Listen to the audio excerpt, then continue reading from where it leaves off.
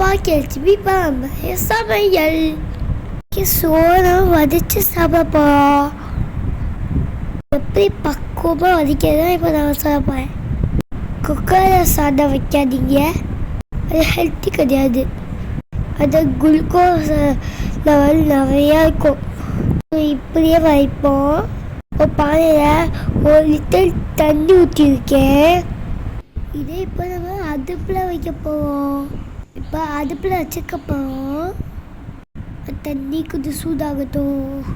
இந்த சமயத்தில் நான் 300 அரிசி எடுத்துக்கிறேன். ஃபுல் பாய் ஆச்சு அரிசி. இந்த அரிசியை கழுவிக்கோம்.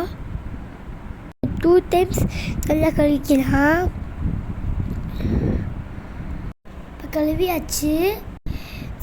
தண்ணி சூடாயிடுச்சு. இப்போ கொஞ்சம் கொஞ்சமாக அரிசி ஆட் பண்ணோம். கழுவி வச்சுருக்க எல்லா அரிசியும் அதில் போட்டுடலாம்.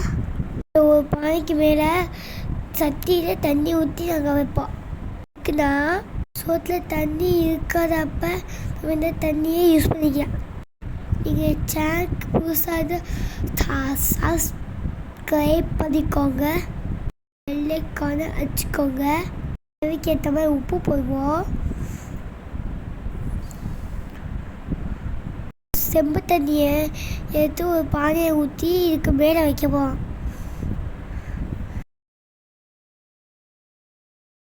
நல்லா சோறு வந்துருக்கு. வீட்டில் சோறு வச்சிடலாம். இப்படி தான் வடிக்கணும். சோறை பாருங்க நல்லா புழு புழு இருக்குது. உங்கள் வீட்டில் நீங்களும் வதச்சு சாப்பிடுங்க.